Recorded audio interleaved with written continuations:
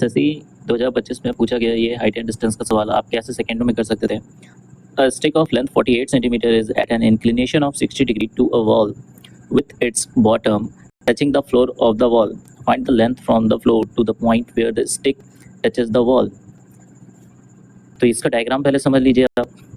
तो जब कभी भी आपके पास एक राइट एंगल ट्रायंगल हो और एंगल बना रहा हो 60 डिग्री, तो 60 डिग्री के सामने वाली जो परपेंडिकुलर होगी वो हमेशा √3 होगी और इसका जो बेस होगा वो हमेशा 1 होगा।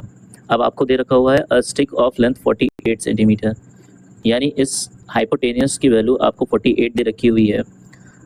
तो अगर ये √3 है और अगर ये 1 है तो हाइपोटेनियस की वैल्यू 2 यूनिट होती है। इस 2 यूनिट की वैल्यू आपको 48 दे रखी हुई है, तो √3 की वैल्यू कितनी हो जाएगी 24√3।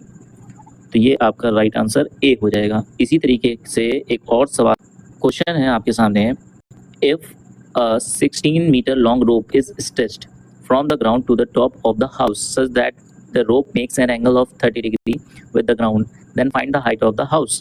तो अब यहाँ पे 60 डिग्री की जगह पे क्या कह दिया गया है 30 डिग्री। अगर 30 डिग्री एंगल बनता है तो 30 डिग्री के सामने वाले परपेंडिकुलर की वैल्यू 1 होती है। अब बेस की वैल्यू हो जाएगी √3, जबकि हाइपोटेनियस की वैल्यू सेम रहेगी यानी 2 यूनिट। ये सब 1 यूनिट, √3 यूनिट, 2 यूनिट है। अब आपको दे रखा हुआ है रोप की जो लेंथ है वो कितनी है 16 मीटर, यानी 2 यूनिट की वैल्यू आपको दे रखी हुई है 16 मीटर। तो आपसे पूछा है हाइट ऑफ द हाउस, तो 1 यूनिट की वैल्यू कितनी हो जाएगी 8। इसका भी आंसर ए हो जाएगा। वीडियो को आपने देखा, धन्यवाद।